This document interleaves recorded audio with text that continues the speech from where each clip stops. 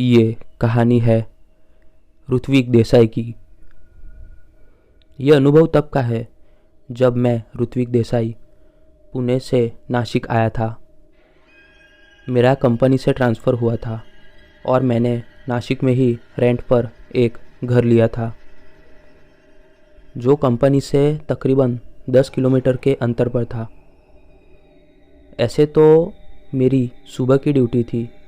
मैं सुबह 8 बजे घर से निकलता था और शाम को 5 बजे से पहले घर वापस आ जाता था।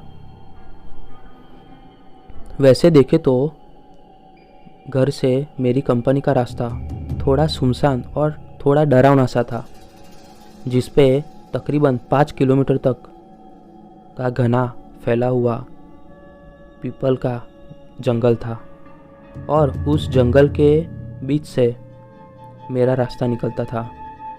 रास्ते पर स्ट्रीट लाइट भी नहीं थी, यहाँ तक कि एक भी वाहन भी नहीं दिखता था। रास्ता बहुत सुनसान था, लेकिन मेरा समय सुबह का था और मैं वापस शाम को 5 बजे से पहले आ जाता था, तो मुझे इतना कुछ प्रॉब्लम नहीं होता था। लेकिन फिर कुछ समय बाद मेरी ड्यूटी चेंज हो गई। मेरा समय सुबह 10 से शाम को यानी रात को 10 तक हो गया।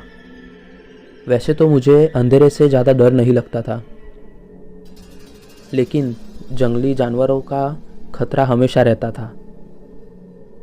और फिर एक दिन मेरे साथ जो हुआ वो मैं सपने में भी नहीं सोच सकता था।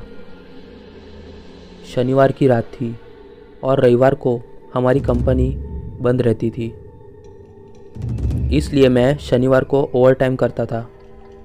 लेकिन उस दिन मुझे ज़्यादा देर हो गया था। मुझे कंपनी से निकलने में ही रात के 12 बज चुके थे। उस रात भी मैं रोज़ की तरह अपने रास्ते से घर जा रहा था। तकरीबन रात के 12:30 बजे का समय था। पीपल के घने जंगलों में से मैं अकेला उस रास्ते से घर जा रहा था।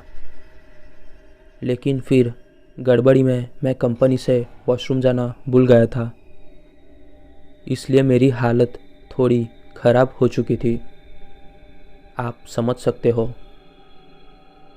और मैं एक पेड़ के नीचे जाकर खड़ा रहा।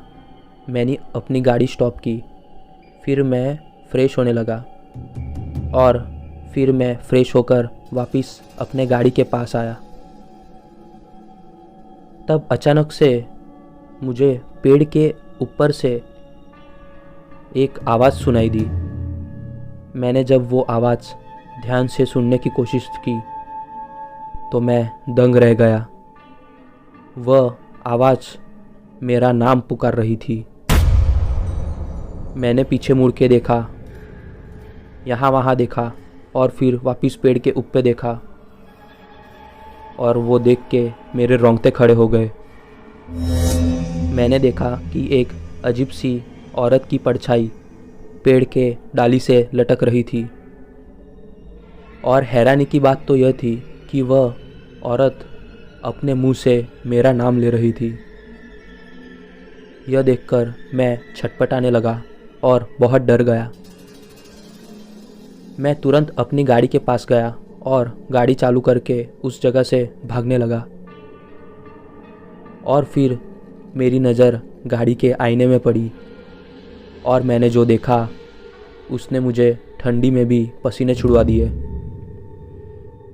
वह खौफनाक साया मेरे कंधों पर हाथ डाले बैठा हुआ था। ये देखकर मैं बहुत डर गया। पीछे मुड़कर देखने की तो मेरी हिम्मत ही नहीं थी।